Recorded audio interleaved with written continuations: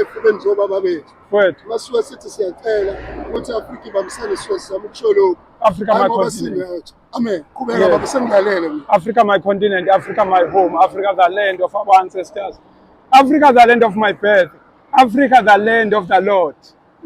Ubuntu umphako ongaboli, ispirit of ubuntu, ispirit of ubuntu asabalale kuwo wonke umuntu. Uma unokuncane cabanga omunye ongenakho, lokho sizoyakha eAfrika. I-challenge eyayifeswe yilembe uShaka kwakuthi wayefuna ukubumba isizwe sibe into eyi-one. I-challenge ibifeswe abantu bepolitiki o-Oliver Tambo, o-Albert Mthuli, sicindezelwe amabhunu, sicindezelwe abelungu. I-challenge ya today sinomona, sinomohopolo, sinomgolo. Umuntu onotho uyicabangela yena, okusho ukuthi manje lesi spirit so Steve Biko, lesi spirit somntwana wakaphinda angena sibuye sibe ndawonye, sikwazi ukuthi manje mawubona mina ucabanga ukuthi lo muntu udlile yini, lo muntu udlile yini, yilo uNkulunkulu kuphe nansi iplatform.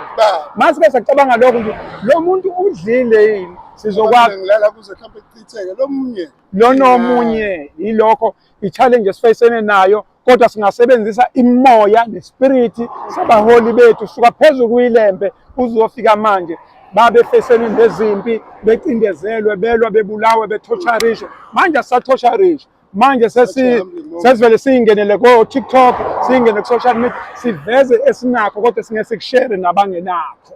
Yazi it's such a humbling moment baba mangikuchazela igama ngokhulekani isibongo ngaMthembu ngokusuka ngisuka eMandeni eDark City. Yes. Ubaba njengomuntu osebenza ezomgwaqo uyayikhumbula lento noma isineminyaka wahamba ubaba nomama namanesi ase-Catherine Booth. Ubaba wethu uma wagcina engatholakalanga wakushone nobaba wami uMthembu self omsalayo lo. uNkulunkulu ungibusisile ngazama empilweni noma ngingakenzi ukuthini iyebo laThixo konke kubuyele emuva manje.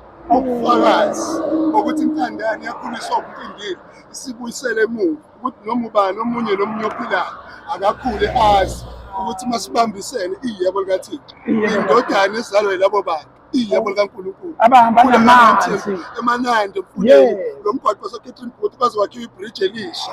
In terms of infrastructure kunelibe elibhaliwe lapho kubhalwa amagama obaba noma iyebo baba. Ngiyabonga kakhulu.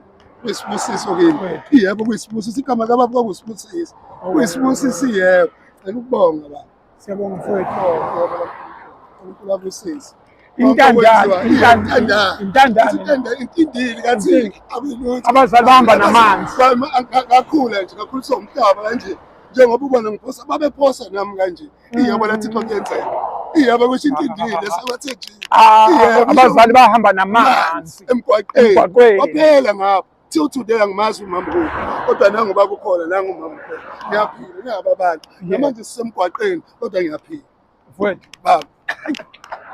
Thank you. uNkulunkulu akubusise. Ngazi ukuthi ingelothi singabukela kahle lokho okwenzayo ukuthi abadala bakithi uma bethi bakubusisa bangagcina ukubusisana babusise ngisho izizukulwane zakho nengqondo yoba nayo unga-instila u-installe kubantu abahlukahlukene ngokubambisana nobuntu. Iyebo likaThixo le mpi siyinqoba ngobuntu ayikho enye indlela. Ngesilungise ngase ngiyilungise le impi yobuntu lo it takes omunye ukuthi abambe omunye bese kukwazi ukuyeka phambili. Thank you. Benomusa. Thank you. Kulekani khaya isitosi kutheni nibe nomusa mphela uNkulunkulu abusise.